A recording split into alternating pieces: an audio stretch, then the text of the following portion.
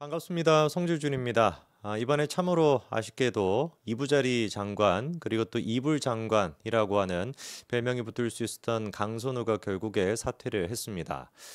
이거를 둘러싸고 이제 뭐 여러 가지 얘기가 나오고 있는데요. 오늘 제가 영상을 통해서 말씀드리고자 하는 것은 왜 도대체 강선우가 사퇴할 수밖에 없었는가? 일단 뭐 겉으로 봤을 때는 자진 사의를 표명했다 이런 형태로 하고 있습니다만 이거는 누가 보든지 간에 이재명이가 잘라낸 거거든요.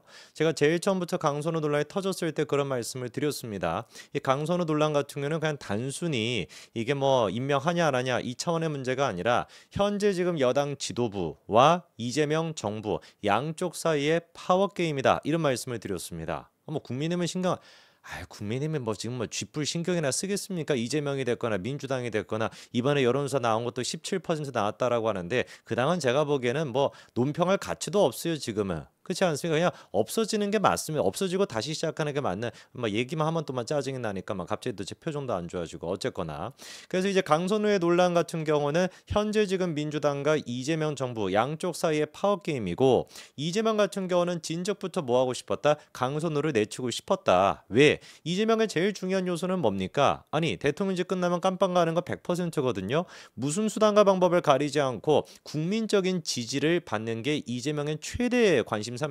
그거를 통해 가지고 헌법 개정하겠죠. 국민투표 같은 거 붙이려고 하지 않겠습니까? 헌법 개정해 가지고 대통령 2번, 3번, 4번 해먹는 거 죽을 때까지 해먹어 가지고 아예 그냥 깜빵에 안 가겠다. 이게 이재명의 지금 지구 최대 과제입니다. 반대로 지금 이제 민주당 같은 경우는 어떻겠습니까? 아니 이재명 한번 했으니까 야 그럼 너는 이제 네 대통령 했으면 5년 하고 그다음에 너는 알아서 좀 정리가 되고 그다음에 내가 해야지. 그 내가가 누구라는 거예요? 정청래라는 거 아니겠습니까? 이거를 둘러싸고 그러니까 양쪽 사이 역학 구조가 다를 수밖에 없는 것이고 강선우에 대한 입장 차이도 있을 수밖에 없던 것이었죠. 그리고 결정적으로 이번에 강유정 대변인이 했던 얘기 이거 기억나십니까?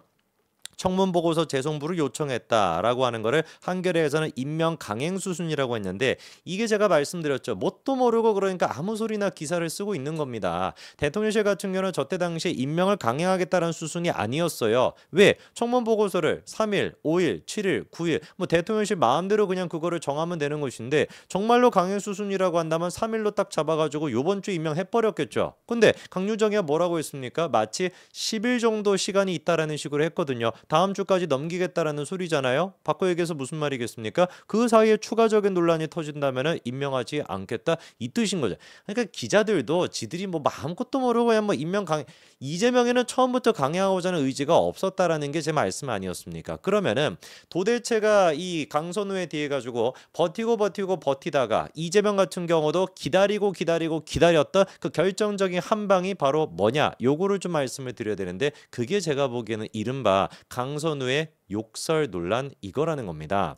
사실 이야기 같은 경우는 좌파 쪽의 커뮤니티에서도 많이 나왔던 얘기예요. 강선우는 욕설 문자 녹취가 나오면 끝이 나게 될 것이다. 이런 얘기도 있죠. 그렇죠? 그리고 이제 인터넷 신문도 이렇게 뭐 썼었습니다. 강선우 20년 선배 장관 망신 주기 욕설 녹취 터지기 전에 명예를 챙기길 바란다. 뭐 이런 식의 얘기도 나왔었는데 저거는 인터넷 신문이 하는 얘기다 보니까 사실관계가 확인이 안 되죠. 그런데 강선우가 진짜로 보좌진들한테 욕설한 적이 있냐? 있어요. 증언에 따르면. 그리고 그 내용을 누가 받아서 썼습니까? 중앙일보가 받아서 썼었습니다. 10분에 한 번씩 강선우가 욕문자를 보낸다라는 거죠. 보좌진이 하는 얘기가 아니 무슨 뭐 병기 갑질 뭐 이런 얘기 나오는데 그것만 세 발의 피다. 그거 웃기지도 않은 얘기다. 갑질보다 훨씬 더 중요한 게 뭐라는 거예요? 10분에 한 번씩 울리는 욕문자. 고함으로 생긴 많은 보좌진의 정신과 치료 기록일 것 같다. 기억나십니까? 강선우가 제일 처음에 쓰레기 처리 이거 부탁한 적 없다 했다가 카톡 딱 나오니까 텔레그램 나오니까 거짓말한 거 들통났죠. 그렇죠?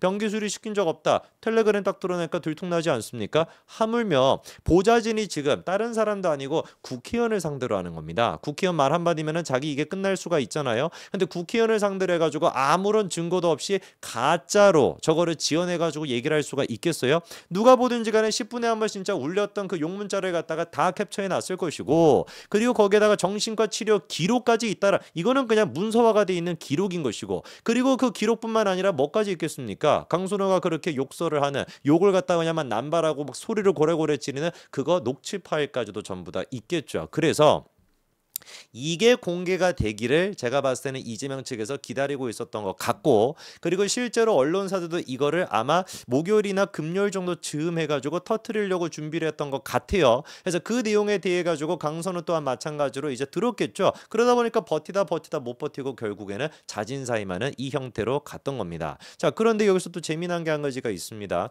원래 이거에 대해서 보도하려고 했던 데가 SBS였거든요. 근데 SBS에 놀라운 변화가 있었죠. 뭐였습니까? 어떻게 된 것인지 앵커 2명이 전부 다 싹 다 교체가 됐습니다. 자, 그러면 뭐 김현우 앵커 같은 경우도 굉장히 안정감 있게 잘했는데 이 시기가 굉장히 좀 묘하죠, 그렇죠? 그래서 이거를 놓고서 좌파 쪽에서조차도 막 뭐라고 얘기를 했었습니까? 야, 이게 지금 강선우 욕설 문자 이런 것들을 막기 위해 가지고 그냥 SBS에 대한 언론 탄압을 하는 것이다. 이런 식으로 이제 좌파들도 얘기를 했습니다만, 사실 이재명이 같은 경우는 이재명이가 저 SBS에 압박했다. 저는 그렇게 보지 않습니다. 민주당 쪽의 주류라고 하는 것들, 강선우 편을 들었던 인간들, 강선우와 운명 공동체라고 하는 인간들, 그 인간들이 압박을 했으면 압박을 했지 이재명이는 압박하지 않았을 거예요. 오히려 저 욕설 문자가 공개가 되기를 이재명이는 기다리고 있었을 거라는 겁니다. 왜? 완벽하게 강선우를 갖다가 날려보낼 수가 있으니까. 그리고 강선우가 결국에 이렇게 사임하게 됐던 두 번째 배경은 제가 보기에 김병기 이슈가 있습니다. 몇 번이나 제가 말씀을 드렸죠. 금요일날 원래 뭐가 터질 예정이었다. 뉴스토마토를 통해 가지고 김병기 와이프의 갑질과 관련된 의혹, 이런 것들이 이제 다뤄질 것이다. 이런 얘기가 파다했었거든요. 그런데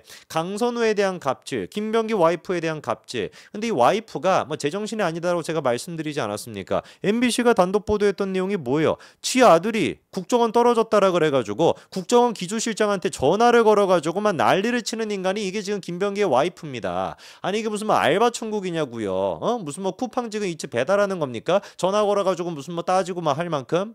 국정원 아닙니까? 국정원 기조실장한테 전화를 걸어가지고 내 아를 어떻게 떨어뜨릴 수 있어요? 이 정도면 이미 또라이인 거죠. 이게 뭐 어떻게 뭐 다르게 어떻게 표현할 수? 이게 정신병자인 거지 완전히.